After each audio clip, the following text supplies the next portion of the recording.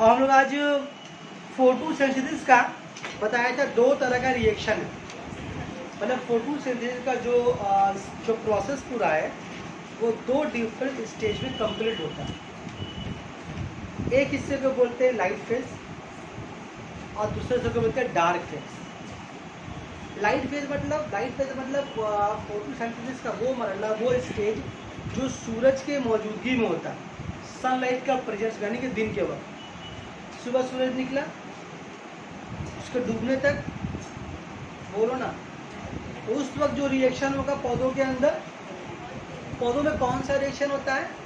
Biochemical reaction होता है। क्या उसमें होता है? पेड़ पौधे अपना फूड कार्बोहाइड्रेट तैयार करते हैं। किसकी मदद से? कार्बन डाइऑक्साइड, पानी की मदद से। क्लोरोफिल करता है क्या? सनलाइट को एब्जॉर्ब करता है। पानी जड़ से आता है, CO2 गैस सराउंडिंग से पेड़ पौधे हासिल करते हैं पत्तों के स्टोमाटा से। सारा कहानी बोल चुके हम लोग। तो दिन के वक्त जो पौधों में जो रिएक्शन होता है, पौधों के कहाँ पर रिएक्शन होता है? पौधों के ग्रीन पत्तों में। बताया था जो ग्रीन लीव्स होता है, जो पत्ता होता है पेड़ पौधे का, क्या है? किचन, वहीं पर क्या होता है? वो रिएक्शन होता है। तो दो तरह का रिएक्शन है, एक है लाइट रिएक्शन और एक है डार्क रिएक्शन। तो जो रिएक्शन दिन के वक्त होता है, अब दिन के वक्त क्या होता है? सूरज के मौजूदगी में। और एक रिएक्शन रात के वक्त होता है, सूरज के गैर मौजूदगी में, मतलब सनलाइट उस टाइम नहीं होगा, लेकिन उस वक्त भी पेड़ पौधों के अंदर केमिकल रिएक्शन होता है, जिससे पेड़ पौधे अपना खाना तैयार करते हैं। हाँ, लेकिन वो रिएक्शन दिन के रिएक्शन की तरह सिमिलर नहीं होता। तो दिन के वक्त कहाँ सूरज चाचू, और रात के वक्त जो पेड़ पौधे का अंधेरे में है तो उसको तो रोशनी ऐसी भी नहीं मिल रही है। कहीं थोड़ी बहुत रोशनी मिल जाए तो कहाँ से मिल रही है? ये रोशनी मिल रही है रास्ते में जो लगा हुआ है, स्ट्रीट लाइट लगा हुआ है, कुछ रोशनी वहाँ से मिल जा रही है। या कुछ एनर्जी ऐसा भी होता है जो पेड़ पौधा उसको, जैसे दिन के वक्त जो है सनलाइट आ रहा है, तो पेड़ पौधा करता क्या है? जितना एनर्जी उनको दरकार लगता है अपना खाना पाने के लिए तो वो हासिल करता ही है, साथ में कुछ एनर्जी को वो रात के लिए बचा के रख लेता है। जैसे मान लीजिए अगर आपको भी मालूम हो जाए कि कल शाम 6 बजे से बड़ा एक तूफान साइक्लोन आने वाला है, तो लोग क्या करते हैं? बैटरी चार्ज करेंगे, चार्जर लाइट चार्ज करेंगे, मोमबत्ती खरीद के रखेंगे, माचिस खरीद के रखेंगे, तैयारी करेंगे ना। तो वैसे ही पेड़ पौधों को पता है कि शाम के बाद हमको चाचू नहीं मिलेंगे, मामू से काम होने वाला है नहीं। तो क्या करता है पेड़ पौधा? उस एनर्जी को थोड़ा सा दिन के वक्त ही रख लेता है कि रात में खराब वक्त में उसको इस्तेमाल करेंगे। मेरी बात समझ में आ रही है? तो पेड़ पौधा कुछ अपना बचा हुआ एनर्जी में रखता है, बचा हुआ जो बैटरी चार्ज करके रखता है, बाद में रात के वक्त उसको इस्तेमाल करता है। तो उसको लोग बोलते हैं डार्क रिएक्शन। पेड़ पौधा ये काम कब कर लेता है? दिन के वक्त, जब वो खाना तैयार कर रहा होता है अपना, तो उस वक्त ये भी तैयारी करके वो रख लेता है। बात समझ में आ रही है? अभी देखेंगे उसको हम लोग।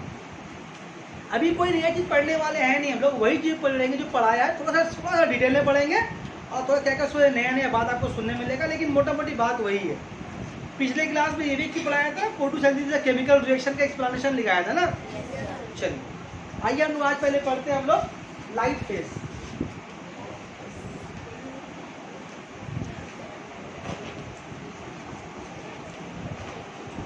लाइट फेज बोले इसको, या फिर लाइट रिएक्शन बोले,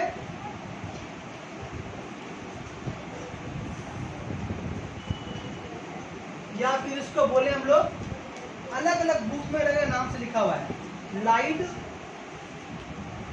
डिपेंडेंट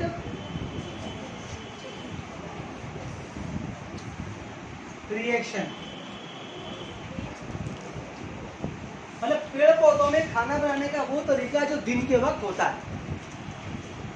बहुत कुछ जान चुके हम लोग के, पेड़ पौधा ही खाना बनाता है, हमारा क्या करते हैं? खाना पकाते हैं। बहुत चीज हम सीखा है यहाँ से, बहुत कुछ मालूम लोगों को हुआ नहीं हुआ? चलिए तो हम इसको यहाँ पढ़ के आपको एक्सप्लेन भी करेंगे, समझाएंगे भी, ठीक है? पहले क्या लिखा हुआ इसमें कि फोटोसिंथेसिस का ये तरीका कैसा है? एक लाइट डिपेंडेंट है। इसमें क्या होता है? सबसे पहले इसमें बताया था आपको एक बात कि इसमें वाटर का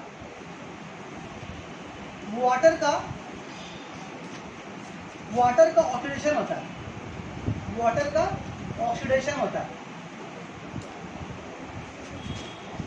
इसको किस नाम में जानते थे हम लोग? जानते थे इसको हम लोग फोटोलाइसिस ऑफ वाटर के नाम से। याद आ रहा है? फोटोलाइसिस ऑफ वाटर इस रिएक्शन में क्या होता है, लाइट रिएक्शन सबसे पहले क्या होगा, वाटर का ऑक्सीडेशन होगा।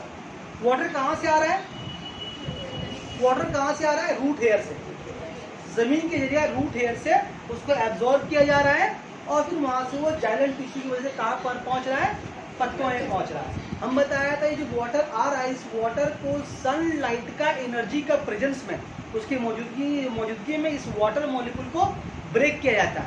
पीछे क्लास में लिखाया था H2O एरो देके लिखाया था, H+ और OH-, बताया था इसको हम लोग फोटोलाइसिस ऑफ वाटर भी कहते हैं और इसको हम लोग हिल रिएक्शन भी कहते हैं। तो पानी का इस तरह टूटने के प्रोसेस को हम लोग बोलते हैं ऑक्सीडेशन। तो क्या होगा, यहाँ पर वाटर का ऑक्सीडेशन होता है। कौन करता है उसको ऑक्सीडेशन, सनलाइट। सनलाइट पत्तों में कैसे आया, बोलो ने कैसे आया, क्लोरोफिल मॉलिक्यूल उसको एब्जॉर्ब किया। तो अगर हम इसको डिटेल में अगर पढ़ें तो क्या क्या चीज यहाँ पर दरकार लगा हम लोगों को, पहला तो लगेगा पानी दरकार लगेगा, दूसरा क्या दरकार लगेगा हम लोगों को, दूसरा सनलाइट। अभी सनलाइट कौन एब्जॉर्ब करेगा, क्लोरोफिल मॉलिक्यूल। ये जो बोला जो पढ़ा है वही पढ़ रहे हम लोग, थोड़ा डिटेल में पढ़ेंगे। मतलब सबसे पहले क्या होता है, लाइट रिएक्शन है, वाटर का ऑक्सीडेशन होता है। तो वाटर का कौन करेगा ऑक्सीडेशन, ये सनलाइट करेगा। इस सनलाइट को कौन एब्जॉर्ब करेगा, क्लोरोफिल। क्योंकि क्लोरोफिल ये ऐसा कलर पिगमेंट है जो सनलाइट को एब्जॉर्ब करता है, पढ़ा मैं पिछले क्लास में, पढ़ा ना, ठीक। अच्छा, कहाँ पर ये रिएक्शन होता है, पौधों के कौन से हिस्से में होता है, बताया था पत्तों के मेसेंचिमल टिश्यू में एक जगह है जिसका नाम है ग्राना। कहाँ पड़ता है ये, ग्राना। और किसको बोलते हैं, क्लोरोप्लास्ट का यूनिट, सॉरी उल्टा तो बोल दिया, फोटोसिंथेसिस यूनिट किसको बोलते हैं, क्लोरोप्लास्ट को बोलता है ना। उसी के अंदर क्या होता है, ग्राना। क्लोरोप्लास्ट के अंदर क्या होता है, ग्राना। ग्राना एक जगह है, एक तरह का होल समझ सकते हैं आप, जहां पर क्लोरोफिल मॉलिक्यूल सनलाइट को एब्जॉर्ब करता है। तो कौन सी जगह में होता है, ग्राना में होता है, जानते हैं आप लोग ये बात।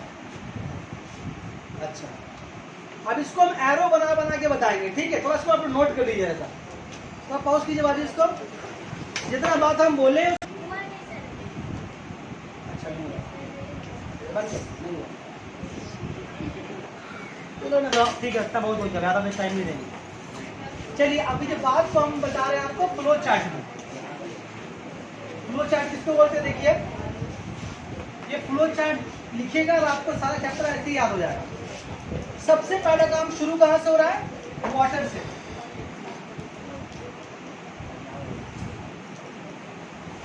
वाटर एरो बनाया यहाँ पर, वाटर को कौन एब्जॉर्ब किया,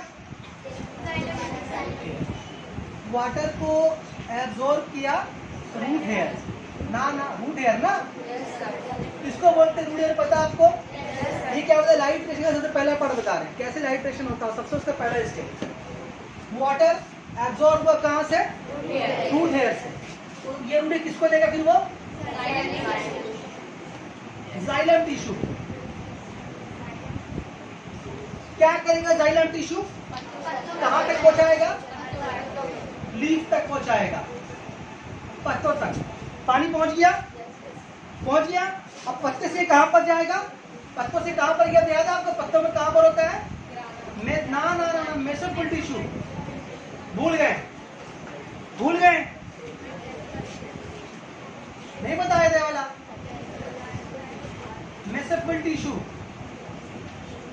मेसेंचिमल टिश्यू से कहां जाएगा ये, chloroplast. Very good, chloroplast. Chloroplast से कहां गया ये, ग्राना। पहला स्टेज में तो ही काम होगा। देखिए सारा जितना जो बात बताया कि 2 दिन से 2-3 क्लास से सारा बात इसी में। अगर आपको याद है फ्लो चार्ट, तो पूरा कहानी को आप खुद बोल दीजिएगा। अगर ये पूरा अगर हाथ में लिख भी लीजिएगा तो देख देख के पूरा कहानी आप बोल दीजिएगा, हाथ लिखिएगा नहीं, हाथ में आप दिमाग में लिखिएगा।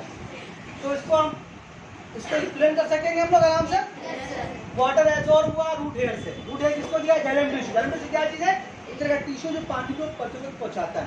पानी पहुंच गया पत्तों में, पत्तों से कहाँ गया, उससे मेसेंचिमल टिश्यू, मेसेंचिमल टिश्यू से कहाँ चला गया, क्लोरोप्लास्ट। उसमें छोटा जगह है ग्राना, को घुस गया पानी। ठीक, अब कौन आएगा, ये पहले स्टेज होगा। कौन स्टेज होगा, दूसरा स्टेज। सेकेंड स्टेप इसका पार्ट पार्ट करके बता रहे हैं। क्या होगा इसमें? Normal chlorophyll, normal chlorophyll, normal chlorophyll. Normal क्यों बोल रहे हैं? नॉर्मल क्लोरोफिल का मतलब क्या? अभी तो आप सिर्फ क्लोरोफिल बोले, नॉर्मल क्लोरोफिल का मतलब क्या? वो क्लोरोफिल की चुपचाप बैठा हुआ भी, ठीक, सनलाइट को एब्जॉर्ब नहीं कर रहा। नहीं बात समझ में आ रही है? अभी वो सनलाइट को एब्जॉर्ब नहीं किया। जैसे ही पंखा चला, नॉर्मल बैठे हुए हैं, एक पंखा बंद हो जाएगा तो आपका एक्टिवेट हो गया। बात समझ में आ रही है? वैसे ही क्या है, ये क्लोरोफिल अभी नॉर्मल है, चुपचाप कुछ नहीं, सूरज निकला, स्टोमाटा खुला। स्टोमाटा क्या चीज है? खिड़की है पत्ते का, वहां से कौन आएगा? सनलाइट। तो क्लोरोफिल मॉलिक्यूल क्या करेगा? क्लोरीन मॉलिक्यूल क्या करेगा? सनलाइट को एब्जॉर्ब करेगा। एब्जॉर्ब किया, जैसे ही सनलाइट को वो एब्जॉर्ब किया, तो मोबाइल चार्ज खत्म तो बंद, प्लग लगाया, चार्ज लिया, एक्टिव हो गया, मोबाइल ऑन हो गया, बची रहेगा। ये भी ये डिस्चार्ज था, सनलाइट लिया, सनलाइट क्या? सनलाइट एनर्जी, सनलाइट एनर्जी लिया, फिर क्या हुआ? एक्टिवेट हो गया। क्यों एक्टिवेट हो गया? उसका काम करेगा। यहाँ नॉर्मल तुझे बैठा हुआ था, सनलाइट को लिया, अब वो एक्टिवेट हो गया। क्या काम करेगा वो? ये जो पानी आया ग्राउंड में, इस पानी को गिरा देगा? नहीं, क्या करेगा? ब्रेक करेगा। तो ये सनलाइट को एब्जॉर्ब किया, एब्जॉर्ब करने के बाद वो हो गया एक्टिवेटेड, एक्टिवेटेड क्लोरोफिल। बोलो, बात समझ में आ रही? जबरदस्ती बोल रहा नहीं यार, फिर बोल दो हाँ समझ में। हाँ जबरदस्ती बोल रहे हो। हुआ यहाँ तक बात समझ में आई? ये हुआ क्लोरोफिल, नॉर्मल क्लोरोफिल था, वो सनलाइट को एब्जॉर्ब किया, अब वो एक्टिवेट हो गया। क्या करेगा? एक्टिवेट होकर के किसके ऊपर चार्ज करेगा? वो हमला करेगा पानी के ऊपर। तीसरा स्टेज क्या होगा? ये एक्टिवेटेड क्लोरोफिल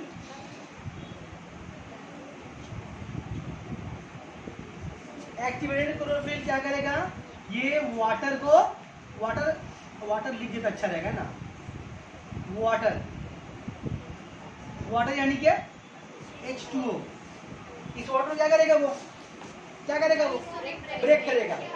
ब्रेक करेगा, क्या करेगा? ये ब्रेक करके को चेंज कर देगा। बताया था हम H प्लस और OH माइनस, याद आ रहा है? OH minus. उसके बाद क्या हुआ? और क्या करे? फिर क्या होगा? ये जो ये उसको तोड़ने के बाद, इसको तोड़ने के बाद क्या होगा? ये जो एक्टिवेटेड क्लोरोफिल था, अब इसे क्या बन जाएगा? Normal chlorophyll. तो अब इसका रिचार्ज खत्म हो गया। बात समझ में आ रही है? ऐसा होता है ना जी? आप मोबाइल में चार्ज किए, आप खर्चा कर दिए, चार्ज बैटरी खत्म कर दिए, फिर मोबाइल बोला टी चार्ज करो, ऐसा होता है ना? तो क्या हुआ? जो इसको एनर्जी मिला था, कहाँ से मिला? सूरज से मिला। तो सूरज से जो एनर्जी मिला, एक्टिवेट हुआ, ताकत उसके अंदर आया, क्या किया? वाटर को तोड़ दिया। मतलब ऐसा नहीं तोड़ दिया, वाटर का उसमें ऑक्सीडेशन हुआ, H प्लस और OH माइनस बना, ठीक है। उसके बाद क्या हुआ? वो एनर्जी खर्चा हो गया, फिर क्या हो गया? नॉर्मल हो गया। बात समझ में आ रही है? तो फिर क्या लिखा? Normal chlorophyll. अच्छा, इसको हम लोग क्या बोलते हैं? बताया आपको ना, आयोन से इस रिएक्शन में क्या बोलते हैं हम लोग? हिल रिएक्शन बोलते हैं। और इसका एक नाम क्या है? Photolysis of water. क्यों बोलते हैं इसको हिल रिएक्शन? क्योंकि सबसे पहले हिल नामी एक साइंटिस्ट ने इसको डिस्कवर किया था। बोलो हाँ, जबरदस्ती बोल दो ना, तुम तो कहते नहीं आया, बोल दो हाँ। ना तो बात समझ में आई? एक लिख ले, वो ज्यादा लोग है ना, तो पॉज कर इसको उतारे। अगर तो यहाँ तक समझ में आई बात? अब देखिए, सनलाइट का जो एनर्जी आया, सनलाइट का एनर्जी आया, उससे क्लोरोफिल क्या हुआ? एक्टिवेट हो गया। लेकिन जितना सनलाइट का एनर्जी जो जिसको पाकर ये एक्टिवेट हुआ और उससे वाटर को तोड़ा, ठीक है, लेकिन जितना एनर्जी उसके पास आता है क्लोरोफिल के पास, वो सारा का सारा एनर्जी को वो वाटर को तोड़ने के लिए खर्चा नहीं करता। वो कुछ एनर्जी को वो बचा के रख लेता है। कब के लिए? खराब वक्त के लिए। खराब वक्त कब आता है पौधों का? रात के वक्त गरीबी में लोग आ जाता है, तो गरीब खराब दौर के लिए बचा के रखता है। ये बात समझ में आ रही है? जितना एनर्जी उसको मिला है सूरज से क्लोरोफिल मॉलिक्यूल को, उसमें से कुछ मैक्सिमम एनर्जी को तो वाटर में वो तोड़ने में खर्च कर देता है, लेकिन एनर्जी का बहुत सारा हिस्सा बचा के वो रख भी लेता है। उसको पता है कि रात भी होने वाली है। तो क्या होता है देखिए, मिटाए इसको। क्या स्टेज हुआ जी? 3 हुआ ना।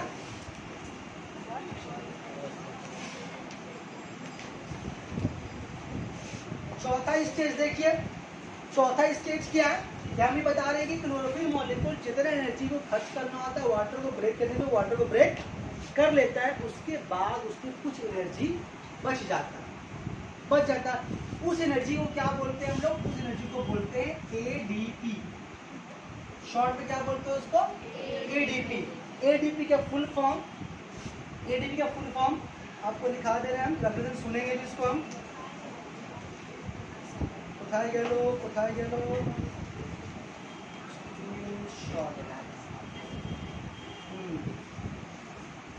एडीपी का फुल फॉर्म है, स्पेलिंग के साथ याद कीजिएगा इसको, एडेनोसाइन डाई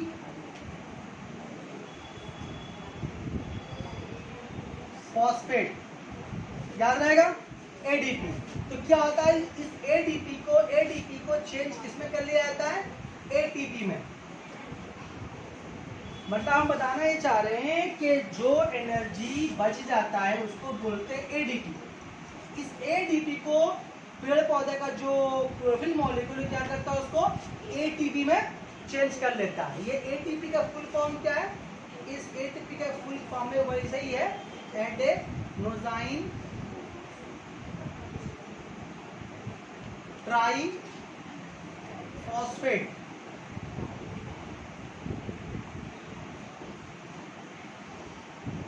इसको हम लोग एक भाषा में, इसका एक और दूसरा नाम है, ये तो फुल फॉर्म है, इसका एक और दूसरा नाम है, इसको हम बोलते हैं एनर्जी करेंसी।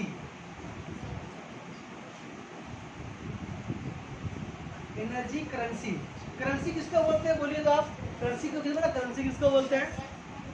करेंसी किसको बोलते हैं? बोलो,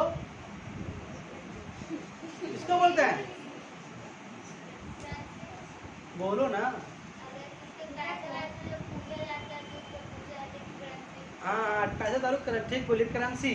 वैसे नोट को बोलते हैं, करेंसी जो है नोट को बोलते हैं। जैसे कि मान लीजिए दुबई के पैसे यहाँ चलेगा, उसको बोलते हैं करेंसी, करेंसी बोलेंगे उसको। लेकिन वो पैसा आप यहाँ चला नहीं सकते।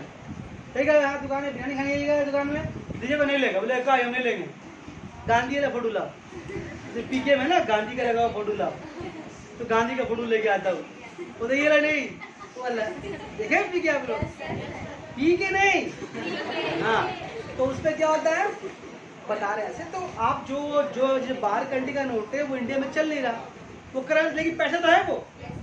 तो क्या होगा, उसको जाना पड़ेगा आपको एक्सचेंज सेंटर में, जहाँ पर करेंसी एक्सचेंज किया जाता है। आप उसको दीजिएगा दुबई का पैसा, तो फिर आपको वो इंडियन मनी देगा। ऐसा होता है कि नहीं होता? तो घर में लोग बाहर काम करते हैं, उनको पता होगा। नहीं समझ में आ रही बात?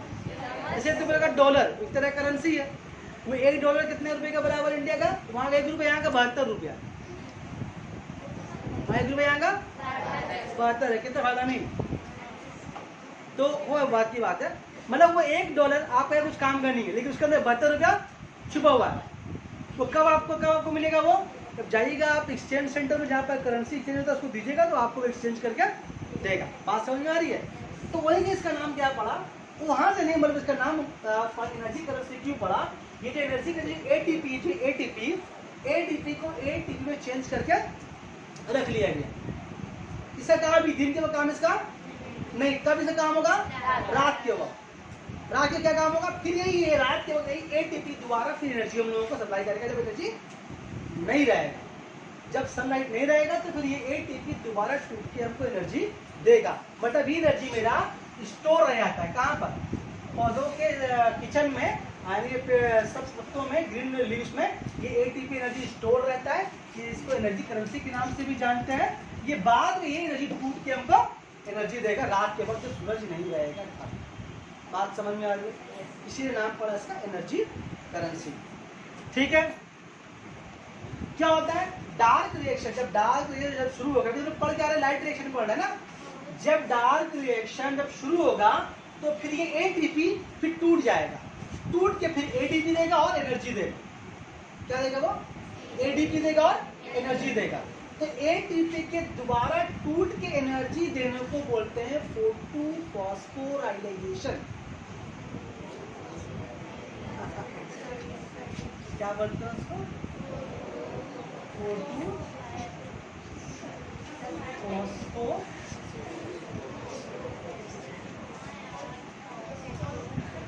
इसमें क्या लिखा है? इसमें रिलेशन लिखा हुआ है, राइलेशन। ठीक, ये भी चलेगा, राइलेशन। फोटोफॉस्फोरिलेशन क्या मतलब इसका?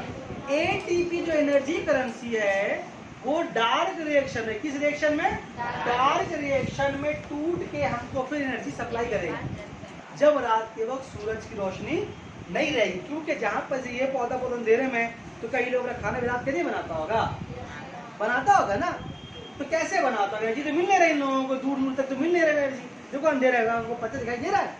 नहीं दिखाई दे रहा, अंधेरा, उसको नहीं मिल रहा है, खाना नहीं बना रहे वो लोग, ज्यादा खाना नहीं खाएगा वो लोग, तुम खाएगा वो लोग नहीं खाएगा, तुझको तो खिला रहे वो लोग। ठीक है, तो वो लोग क्या करता है? तो यही एनर्जी को वो लोग रात में इस्तेमाल करेगा अपना खाना तैयार करेगा। क्या बोला? पेड़ पौधा अपना कैसा खाना खाता है?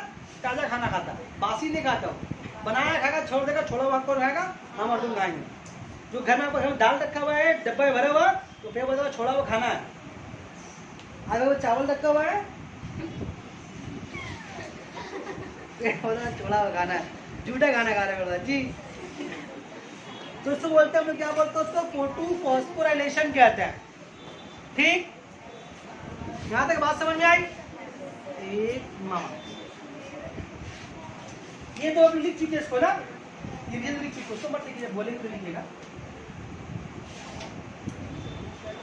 या अल्लाह, क्या नंबर था स्टेज जी? या अल्लाह,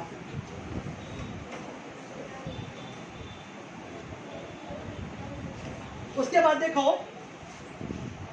उसके इस स्टेज में क्या होता है कि पेड़ पौधे के अंदर, पत्तों के अंदर क्लोरोफिल मॉलिक्यूल में एक और केमिकल कंपाउंड पाया जाता है, नाम क्या उसका? NADP। NADP करता क्या है? जो पानी पैदा हुआ, जो पानी का जो मॉलिक्यूल पैदा हुआ था, क्या हुआ? H+ ion. ये कहां से पैदा हुआ था बोलो तो? क्या नंबर स्टेज से पैदा हुआ था? देखो तुम कभी भी लिखे हो तुम लोग, क्या नंबर स्टेज में पैदा हुआ था? 3 नंबर में पैदा हुआ था ना। ये 3 नंबर में जो पानी पैदा हुआ, इस पानी के साथ ये NADP मिलेगा। इसका फुल फॉर्म मिल क्या है? इसका फुल फॉर्म है, स्पेलिंग भूल जाना तो भूल के चले जाइएगा, इसलिए पूरा स्पेलिंग देख लीजिए इसका।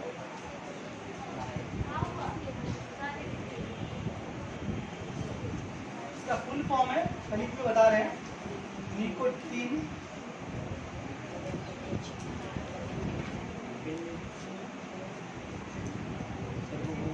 Adenine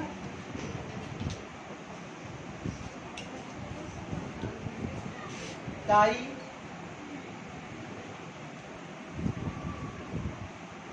nucleotide phosphate.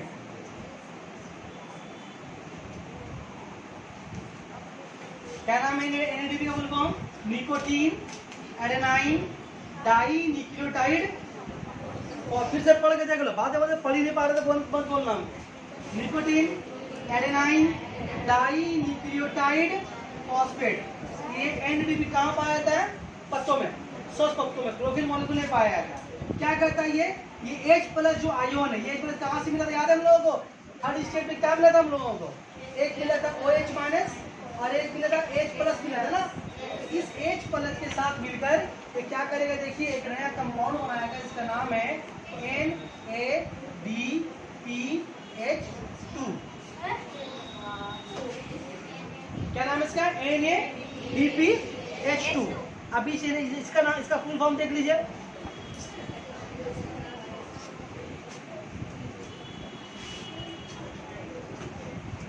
अच्छा डाल लीजिए पहले, और कीजिए पहले, डाल लीजिए पहले, तो डाल लीजिए पहले। डार्क रिएक्शन में उसी प्रोसेस को बोलते हैं फोटोफॉस्फोरिलेशन। डार्क रिएक्शन में एटीपी को तोड़ के जो दोबारा एनर्जी हासिल किया जाता है लाइक डार्क रिएक्शन में। अच्छा इसका जो नाम है ना, आप लिख रहे हैं ना। अच्छा इसका जो नाम है ना, नाम एक ही है, बोल दे रहा, आप लिख लीजिएगा। जो इसका नाम है ना, जिसका नाम है वही इसका नाम है, सिर्फ फर्क क्या पड़ेगा, जहाँ पर निकोटीन लिखा वहाँ पर कर देगा निकोटीना। हाँ टीना, ये समझ में आ रही है क्या लिखिएगा आप, हम लिखिए क्या निको, अब चलाना मत, ठीक है, निकोटीना। हम करते रहो। तो ये NADP किससे मिला, H+ आयोन से क्या बना दिया, NADPH2। H+ कहाँ से आया था, हम लोग का जो भी दिखाया आपको, उसका थर्ड स्टेज में, थर्ड में था या फोर्थ में था, थर्ड में था। वाटर जो ब्रेक हुआ था H+OH- में, उसका H+ NADP से मिले क्या बनाया, NADPH2। NADP कहाँ पाया था, पत्तों के क्लोरोफिल मॉलिक्यूल में पाया जाता है। अच्छा ये जो NADP जो H2 जो बना, ये भी अभी काम नहीं आया, कब काम आएगा, ये भी काम आएगा तुम्हारा डार्क रिएक्शन में। बोलने का मतलब ये है कि पेड़ पौधा, ग्रीन प्लांट दिन के वक्त अपना खाना तैयार करने के साथ साथ रात का भी इंतजाम कर लेता है।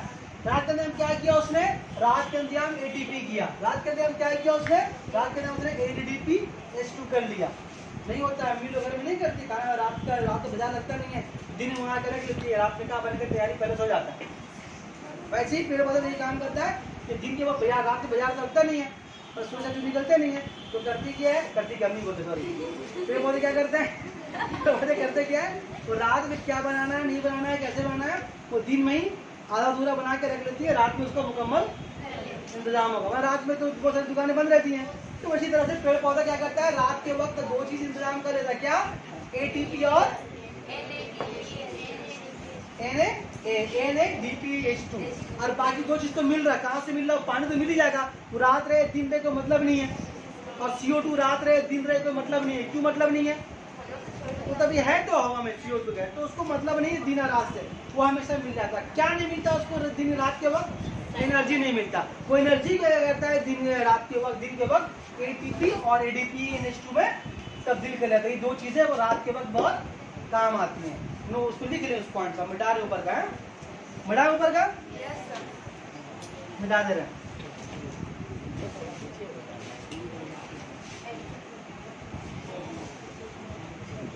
उसके बाद देखो छठा स्टेज, देखो छठे स्टेज में क्या था, जो वाटर का जो वहां वो ये जो वाटर का जो फर्टिलाइजर जो वाटर हुआ था, ये तो काम में लग गया, ये वाला भी बाकी है। तो ये वाला OH- यानी कि ये वाला पानी का ये वाला रेडिकल, इसको आयनियन भी बोल सकते हैं, ये 4 मॉलिक्यूल इसका, किसका, इस OH- का 4 मॉलिक्यूल। अभी आपको चीज समझ में आएगा नहीं, अभी आप इसको नोट करके लिख लीजिएगा, क्योंकि अभी आपको उतना दिमाग पढ़ने वाला है नहीं, आप लिख दे, अगर समझ में आया तो ठीक है, तो याद कर लीजिएगा। क्या होगा ये वाला, ये 4 जो मॉलिक्यूल, कौन, OH-, इसको क्या है, इसका एक और भी नाम, इसको हम रेडिकल ही बोलते हैं, रेडिकल, या इसको वो हाइड्रोक्सिल भी बोलते हैं, हाइड्रोक्सिल रेडिकल, शॉर्ट रेडिकल बोल सकते हैं, लेकिन इसका पूरा नाम क्या है, हाइड्रोक्सिल रेडिकल। या हाइड्रोक्सिल रेडिकल क्या, कितना मॉलिक्यूल मिल रहा है, 4 मॉलिक्यूल, 4 मॉलिक्यूल मिले, क्या होगा देखिए जरा से यहाँ पर, 4OH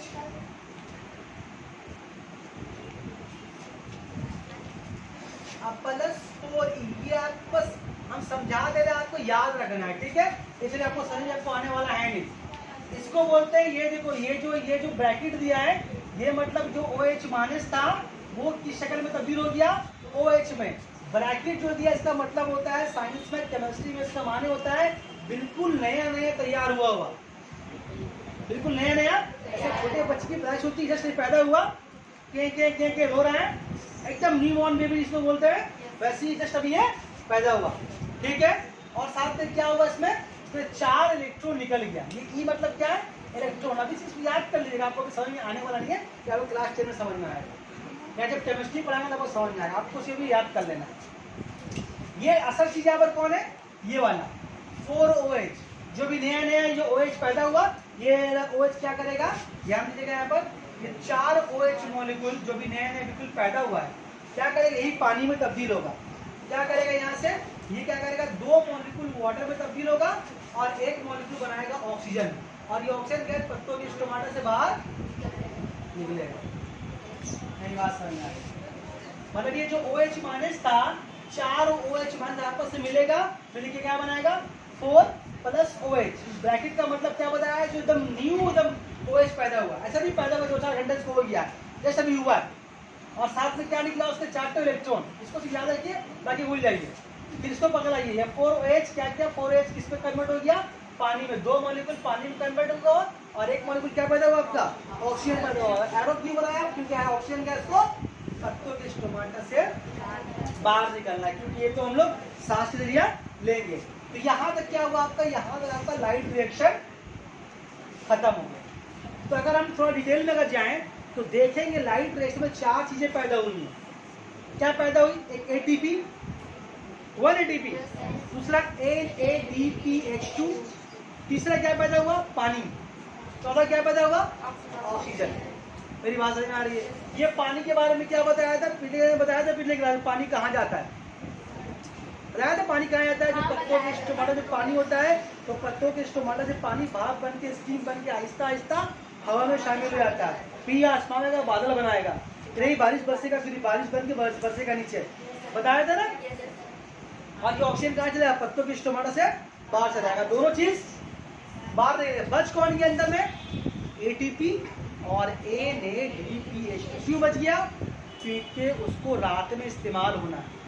बात समझ में आ रही है? yes, इस पॉइंट लाइन को मिली, ये भी चले बता दिए बोला, उसको बता दीजिए, चलिए यहाँ पे लाइट खत्म हो रखा हुआ। तो अभी हम लोग क्या देखा है कि लाइट रिएक्शन में कितनी चीजें पैदा हुई, 4 चीजें। क्या क्या, पानी, ऑक्सीजन, ATP, NADPH2। कौन कौन चीज पत्तों से बाहर निकल गया, पानी और ऑक्सीजन निकल गया, बाहर निकल गया हम लोगों को। बच कौन गया, क्यों बच गया, ये लोग डार्क रिएक्शन में काम आने वाला है। क्यों, क्योंकि डार्क रिएक्शन में सनलाइट मौजूद नहीं होता, ये रिएक्शन रात के वक्त होता है। तो ये 2 चीजें ATP और NADPH2 बहुत इंपॉर्टेंट रोल प्ले करने वाला है। इसको कोई ज्यादा लंबा नहीं, थोड़ा बड़ा छोड़ देंगे इसके बारे में, बताया इसको। yes,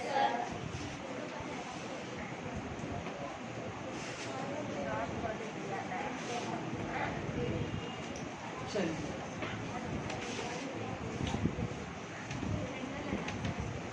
अब आइए हम लोग पढ़ते हैं डार्क रिएक्शन। इसको पूरा नहीं पढ़ाएंगे, आप लोग इसको थोड़ा घर में खुद से पढ़िएगा। इसको क्या बोल सकते हैं हम लोग, लाइट इंडिपेंडेंट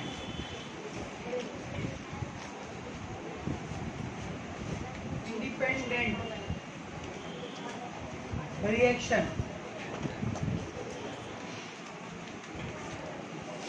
इस रिएक्शन में क्या चीज दरकार पड़ता है, इस रिएक्शन में पौधों को 4 चीजों की जरूरत पड़ती है। किसका, पहले CO2 जो बताया आपको, दूसरा दरकार पड़ता है इसमें एक केमिकल है, इसका नाम है RUDP,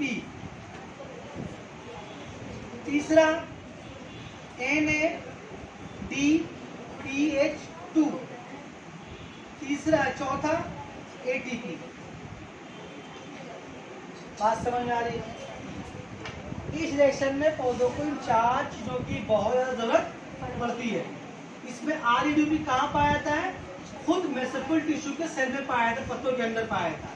ये पता कहाँ से पेड़ पौधे निकलते हैं, सराउंडिंग से।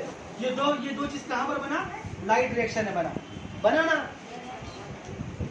तो पाउस कर बाबू, चलो हाँ चलो। अच्छा, लाइट रिएक्शन कहाँ पर हो रहा था पेड़ पौधों में, ग्राना में हो रहा था। उस तरह से ये रिएक्शन कहाँ पर होता है, स्ट्रोमा। क्या नाम है, स्ट्रोमा। इस तरह ग्राना एक जगह, उस तरह से क्या क्लोरोप्लास्ट की जगह और भी एक नाम क्या है, स्ट्रोमा। स्ट्रोमा के अंदर डार्क रिएक्शन होता है। चल अब इसको बता रहे हैं, बना के फ्लो चार्ट की तरह, ठीक है। सबसे पहले क्या होगा, सबसे पहले आएगा कौन, CO2 गैस। कहां से आएगा ये, कहां से आएगा, बाहर से आएगा। कौन लेगा इसको, स्टोमाटा लेगा, स्टोमाटा ना। स्टोमाटा क्या करेगा, CO2 किसको सप्लाई करेगा, मेसोफिल टिश्यू को। मेसोफिल टिश्यू क्या करेगा, मेसोफिल टिश्यू फिर किसको देगा, क्लोरोप्लास्ट को देगा। बहुत पूछिए, हर दिन बहुत मारने वाला के दिन हम, क्लोरोप्लास्ट। और ये भी किसको देगा, हाँ स्ट्रोमा, स्ट्रोमा, स्ट्रोमा। बात समझ में आ रही है, बताओ उसको, बेटाओ बोल रहे। अच्छा देखो, लेकिन एक बात ये है कि डार्क रिएक्शन जो है वो लाइट किसी की तरह तेज नहीं होता, बहुत स्लो प्रोसेस है, बहुत स्लो, बहुत आहिस्ता प्रोसेस है। और खाना भी तेजी से नहीं बनता है, बस एक काम चलाओ खाना बनता है, ठीक है। तो अभी मेरा टाइम बहुत कम है, हम थोड़ा सा आगे इसका आधा पार्ट छोड़ दे, बुक से पढ़ लीजिएगा आप लोग, हम थोड़ा उसका आगे वाले पार्ट पढ़ा दें। क्या, कि फोटोसिंथेसिस का सिग्निफिकेंस पढ़ा दें, खत्म हो जाएगा ना, खत्म नहीं होगा अगला। ये डार्क फेस का आधा पार्ट घरे पढ़ लीजिएगा आप लोग, डार्क तो है आधा पढ़ाई दिया, ज्यादा कुछ बचा नहीं है उसमें, तो वो यहाँ से यहाँ तक बचा हुआ। अगर आप लोग का अगर ये बुक है तो यहाँ से लेकर के बस यहाँ तक बचा, घर में पढ़ लीजिएगा। अरे मैं लाभ दे, यहाँ तक हम पढ़ा दिया, समझ लो। ये भी नहीं समझ लो, आपको कहा यहाँ इतना पढ़ना, ये इतना पढ़ना, हम सिर्फ ये पढ़ा दो, सिग्निफिकेंस पढ़ा देगा, ठीक है। घर में पढ़ लीजिएगा तो सर मानते कसम बोली पढ़ लेंगे, नहीं पढ़ेंगे टकला जाएंगे, बोली पढ़ लीजिएगा, पढ़ लीजिएगा। टाइम बचेगा फिर 8 बज जाएगा, नहीं तो मिटा दे इसको। तो इसके बाद कुछ पार्ट है आप लोग घर में पढ़ लीजिएगा, ठीक है। हम मिटा दे इसको, आवाज आ रही दिन मिलाने की बहुत, अभी खाएंगे छड़ी लाइन से पीट रही है।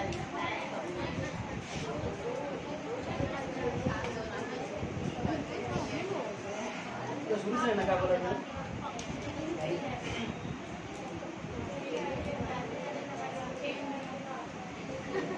नाम लिखे लोग, दो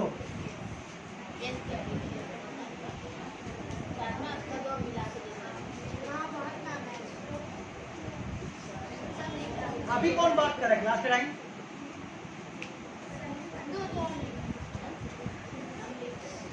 तो हम घंटा उठाएंगे, लाकर बात की तरह बताऊंगे, टाइम से टिकते हुए चले जाएंगे। अब पूरे सुने कौन बात किया कौन नहीं बात किया, सब पिटेगा कामों से। चलिए आइए, फोटोसिंथेसिस का सिग्निफिकेंस हम पहले पॉइंट लेंगे तो सबको एक्सप्लेन कर देंगे। पहला इसका सिग्निफिकेंस क्या है, पहला सिग्निफिकेंस है photosynthesis is the source of energy. दूसरा पॉइंट है photosynthesis is the source of food. तीसरा नंबर पॉइंट है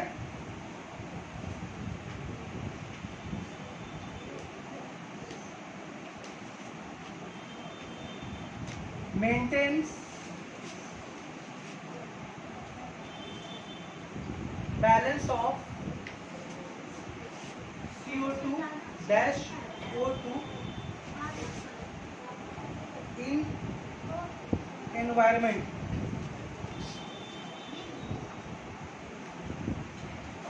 और एक होगा मेरे ख्याल से, नहीं मालूम, और होना चाहिए था, मैं आ रही क्या तो बुक से सुनो, ये 3 पॉइंट लिखा हुआ है, एक पॉइंट और भी जिस बुक में नहीं है, हम समझा देंगे उसको।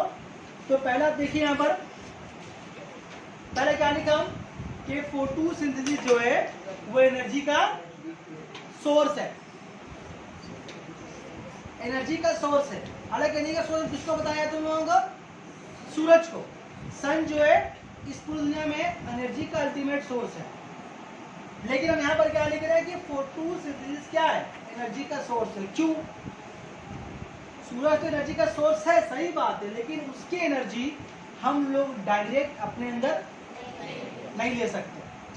जितना भी दुनिया में जानदार लिविंग बीइंग जी रहा है, चाहे वो छोटा सा चींटी क्यों ना हो, हाथी क्यों ना हो, हम आप, घोड़ा, हाथी, सांप, बिल्ली, कुत्ता, चुनिंदा, जो भी दुनिया में कोई भी लिविंग बीइंग है, सबके अंदर एनर्जी है या नहीं? एनर्जी सबके अंदर एनर्जी, लेकिन एनर्जी को जानदार तभी चल फिर हरकत कर रहा है। तो सबको एनर्जी कहाँ से? खुराक से, खाना से। हम लोग खाना क्यों खाते हैं? हम लोगों के बॉडी में, हम लोगों को बॉडी को एनर्जी सप्लाई करना है, इसलिए एनर्जी के लिए एनर्जी को कहाँ पर भेज दिया गया? खाना के अंदर। ऐसी एनर्जी नहीं, अगर वो खाएगा नहीं तो क्या कर दिया उसको? सेब में दे दिए, अनानास में दे दिए, केला में दे दिए, चावल में दे दिए, गेहूं में दे दिए, कि ले खाना खा, एनर्जी ले ले, से बाकी चीज बॉडी से बाहर। ठीक, तो एनर्जी को देना क्या होता? बॉडी में मकसद होता है। नहीं बात समझ में आ गई? क्योंकि एक हम बताया कि हम जानदारों के अंदर वो कैपेसिटी नहीं है कि हम लोग सनलाइट को डायरेक्ट एब्जॉर्ब कर सकें। हम क्या किसी भी दुनिया में जानदार में, लिविंग बीइंग में ये कैपेसिटी नहीं है, सिवाय किसके? ग्रीन प्लांट के। तो अगर आप एनर्जी है वो कहाँ से मिला? आपको मिला तो सूरज से, लेकिन आपको डायरेक्ट सूरज से नहीं मिला, इनडायरेक्ट मिला। सूरज से आया पेड़ पौधों में, पेड़ पौधों ने उसको क्या केमिकल एक फूड में कन्वर्ट कर दिया, आपने गबर खाया और वहां से बड़ा एनर्जी ले लिया। तो अगर कोई आदमी भी अगर खाना खाया सोचे में एनर्जी आ जाएगा, क्या हो सकता है? मुमकिन ही नहीं है। सोचेगा कि करंट ले ले, मोबाइल की बैटरी चार्ज तो हम भी चार्ज हो जाए, हो सकता है? मुमकिन ही नहीं है। आपको एनर्जी के लिए खाना, आज 2 दिन खाना नहीं खाइए। देखिए अभी क्या हालत है कि रमजान में ना 2 टाइम खाना नहीं खाते, कैसा इफ्तार आने के घंटे पहले कैसा हालत आता है ना? क्यों ऐसा बॉडी सुस्त हो जाता है? क्योंकि बॉडी में एनर्जी नहीं रहता। अरे शाम में खाया हम 20 जगह ताई पड़ गया, है ना? तो एनर्जी फिर आ जाती है। तो एनर्जी का अल्टीमेट सोर्स कौन है? वो ग्रीन प्लांट की है, तैयार किया हुआ खाना ही, और एनर्जी आप कहीं से हासिल नहीं कर सकता। सूरज से खुद से लेना एनर्जी आप तब काला होइएगा, कुछ नहीं होगा, बताया। ठीक, उसके अलावा क्या बोला हम? 2 number point, photosynthesis is the source of food. खाना का सोर्स कौन है? फोटोसिंथेसिस। आप खान शुरू में बता चुके हैं ये बात कि खाना का कोई भी शक्ल हो, या चिकन मोमो खा, या चाउमीन खा, कुछ भी खा भाई, खाना सबका अल्टीमेट सोर्स क्या है? कितनी चीजें हैं खाने को बोलो तो? कितनी चीजें, कितना मार्केट में कितना फल है, कितने तरह का सब्जी है, अलग अलग वैरायटी का अनाज है दुनिया में। आदमी लोग अपने टेस्ट के मुताबिक, किसी को केला नहीं पसंद है तो आलू खा रहा है, किसी को पटल नहीं पसंद है तो तुरई खा रहा है। सब में तो एनर्जी है, तो तेरा जो मैंने खा। खाने का मकसद क्या है? एनर्जी लेना। जुबान में जायका लगता है तो, लेकिन असल काम क्या है उसका? इसके जुबान में जो जायका लगेगा, अच्छा टेस्ट लगेगा, वो खा के एनर्जी लेगा। बात समझ में आ रही है? इसीलिए खाने का बदला वैरायटी। सो दुनिया में अगर एक ही फल होता, खाली सेब होता, कुछ नहीं होता, कैसा लगता खाने में? अच्छा तो लगता खाने में, लेकिन क्या दिन खाता? 4 दिन, 5 दिन, 6 दिन, 1 साल खाता, मतलब सेब ये कितना वैरायटी का बना, सेब ही के तरह का है नहीं? तो जितना भी जगह खाना है सबका अल्टीमेट मन में है। बिरयानी भी है, बिरयानी कंप्लीट फूड है। उसमें तुम्हारा चावल है, कार्बोहाइड्रेट, प्रोटीन है गोश्त में, आलू भी है, गरम मसाला है, घी है। घी नहीं होता उसमें नहीं रहता घी वगैरह, ये लोग बिरयानी खाते जो भी है उसमें गरम मसाला, आलू, बहुत तरह वैरायटी होता है ना। दही भी डालते हैं उसके अंदर, मावा भी डालते हैं उसके अंदर, डालते हैं ना। तो बड़े यार उसको हर कुछ रहता है किसके अंदर, और अच्छा नहीं खाओगे उसमें काजू भी रहता है, किशमिश भी रहता है। अपन लोग कौन डालता है? हाँ डालता है। तो बोलने का मकसद ये है कि खाना का असल सोर्स कौन है? कि कुछ भी खा रहे ना, वो कहाँ से आया है? Green plant. बस ऐसी बात यही है। ठीक है। तीसरा नंबर, अच्छा खाना बाद में। तीसरा number, maintains balance of CO2 and O2। इसका मतलब क्या है? CO2 कैसे गैस है? जहरीला गैस है, पॉइजनस गैस है, तभी तो बॉडी से बाहर आता है बार बार। मतलब बॉडी बना है सिस्टम ऐसा, कैसे सिस्टम बना हुआ है कि CO2 बाहर आएगा। आपके बॉडी में CO2 गैस 5 मिनट, क्या बोल रहे हैं, 1 मिनट भी आपके बॉडी में CO2 गैस रुक नहीं सकता। अगर 1 मिनट भी बॉडी आपका CO2 गैस रह गया तो आपका मौत हो सकता है। लेकिन विषय पैदा हुआ है, आपका बॉडी से CO2 गैस निकल रहा है और ले क्या रहे हैं आप? O2 गैस ले रहे हैं। तो CO2 कहाँ छोड़ रहे हैं आप? बोलो, कहाँ छोड़ रहे हो CO2 गैस? यही तो बैठ के छोड़ रहे हैं, बोलने आप CO2 गैस छोड़ कहाँ रहे हैं?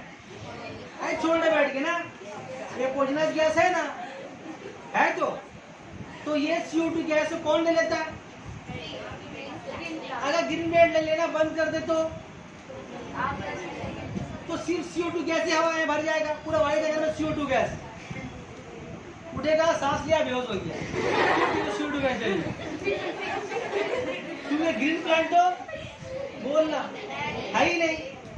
अगर सारे ग्रीन प्लांट को रिमूव कर दे कुछ नाला से, हटा दे कि ग्रीन प्लांट नहीं, तो क्या होगा? दुनिया में कोई जानदार ऐसा है जो CO2 गैस को ले सकता है और लेने के बाद ऑक्सीजन गैस दे? अरे हम उसके लाभ अब देखिए, CO2 आप छोड़िएगा, ग्रीन प्लांट नहीं, कौन लेगा? ये ले लेगा, हम ले लेंगे, वो ले लेगी, कोई ना कोई CO2 गैस लेगा। लेकिन वो आपको O2 नहीं देगा तो बीमार पड़ जाएगा। मेरी बात समझ में आ रही है?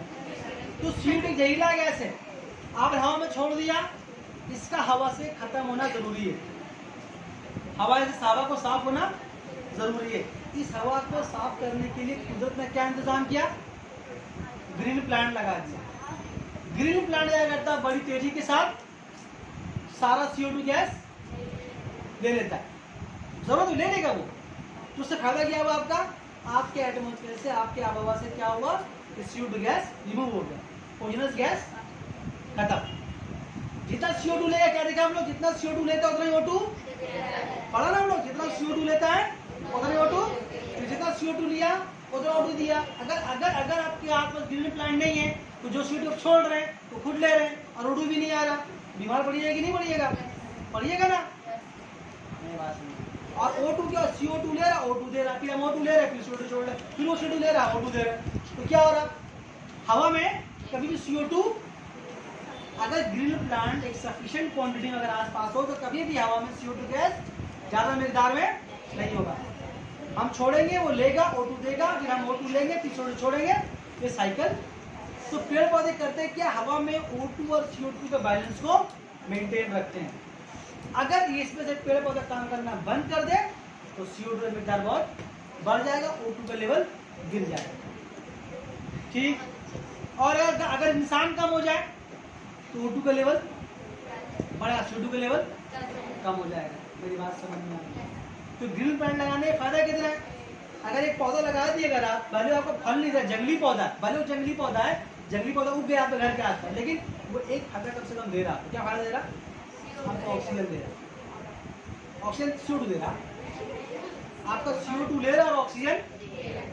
इसीलिए बहुत सारे देखना, बहुत सारे घरों वगैरह में, होटल वगैरह में एक घर में एक बड़ा प्लांट लगा होता है, लोग लगाते हैं डेकोरेशन के लिए। नहीं, लेकिन जो घरों में जो प्लांट लगाया जाता है, वो प्लांट क्या होता है?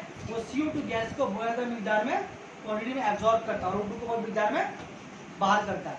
तो घरों की हवा को साफ रखने के लिए बहुत लोग घरों में छोटे प्लांट कोना कोना में लगाते हैं। हम लोग नहीं लगाते, मेरे को जगह ही नहीं है। कहीं झाड़ रखा, कहीं मशीन रखा हुआ, कहीं चप्पल रखने जगह है, कहीं कुर्सी रखा हुआ, जगह ही नहीं है। लेकिन इसका अच्छा घर होता है, वो लोग लगाते हैं, बालकनी में, बरामदा में रखते हैं। हम लोग बात आई नहीं भाई, एक घर है, घर पे खत्म। बात समझ में आ रही है? तो वो लोग मतलब बोलने का मतलब ये है कि ये जो फोटोसिंथेसिस से ये CO2 O2 का बैलेंस को मेंटेन। ठीक। उसके अलावा एक पॉइंट और भी है कि दुनिया की तरक्की में पेड़ पौधे का बहुत इंपॉर्टेंट रोल है। कैसे? अभी देखिए, आप बीमार पड़ते हैं, दवाई खाते हैं, दवाई कहाँ से आता है पता है? जड़ी बूटी से आता है। जो दवाइयाँ जो बनती है, जो मेडिसिन बनता है, वो किससे बनता है? पेड़ पौधे। शहद खाते हैं आप? शहद नहीं खाते? खाते पूरे वक्त खाते, शहद तो खानी चीज है ना। ये कहाँ आता है? पेड़ पौधे में उगता तो नहीं है, लेकिन शहद की मक्खियाँ पेड़ पौधे पे ही दरख्तों में अपना छत्ता लगाती है। बात समझ में आ रही है? उसके अलावा आपके घर में पलंग है, किसका है? लकड़ी का है, लोहे का है? किस किस लकड़ी का है? बहुत लोगों का लकड़ी का, बता मुझे। लकड़ी कहाँ से आता है? आप लोग घर में गेट किसका है? गेट का फ्रेम किस चीज का बना हुआ है? बोलो ना। आप कपड़ा पहने, सही पहना है, रेशम का है या कॉटन पहने होंगे, सिल्क कुछ तो पहने होंगे। कहाँ से आया? अरे बोल दो ना भाई, कहाँ से आया? प्लांट से आया ना। जब कपड़ा पहनते हैं, कॉटन, कपास का पेड़, रेशम का भी पेड़ होता है, सिल्क का भी पेड़ होता है ना। ये सब चीजों का कपड़ा बनता है। नहीं बात समझ में आ रही? मौका बच्चा तुम लोग, ठीक है। कोयला, कोयला, कोयला देखिए, कोयला क्या चीज है? लकड़ी की बदली हुई शक्ल है। कोयला क्या है? लकड़ी की बदली हुई शक्ल है। पत्थर नहीं, लकड़ी है। वो लकड़ी कई हजार साल तक जमीन में दबने के बाद क्या हुआ? जमीन के अंदर काफी प्रेशर और टेम्परेचर में रहने के बाद वो लकड़ी कोयले की शक्ल इख्तियार कर लिया, चेंज हो गया। ये कोयला भी पेड़ पौधे का बदला हुआ ही शक्ल है। बोलो नहीं, बोलो हाँ। तो इस अगर आस पास आप देखिए, अपने घरों में देखिएगा आप, तो आपको पेड़ पौधों से हासिल होने वाली बहुत सारी बेशुमार चीजें आपके आसपास है। अब ये देखिए तो ये लकड़ी, ये हम लोगों का ये वाला डेस्क बोल रहे हैं, सॉरी क्या नाम है इसका? आप जो कॉपी में लिख रहे हैं, जो किताब में लिख रहे हैं आप, रोज इंक पेन का इंक, रबर जो मिटा रहे हैं, पेंसिल आपके हाथ में है, पेंसिल आपके हाथ में है, सब कहाँ से आ रहा है? देखा कितना कहाँ है पेड़ पौधे का? एक पेड़ पौधे को खाना भी दे रहा, ऑक्सीजन भी दे रहा, क्या क्या चीज तुमको दवाई भी दे रहा। आप मुझे क्या पीछे पड़ा हुआ, काट दो। बात समझ में आ रही है? तो पेड़ पौधे का ये फोटोसिंथेसिस का सिग्निफिकेंस था, जिससे हमको ये मालूम हुआ कि पेड़ पौधा भी हमारे पास होना बहुत ज्यादा। आज की तरह रहने देते हैं, अगले दिन सुनेंगे और नए चैप्टर शुरू करेंगे।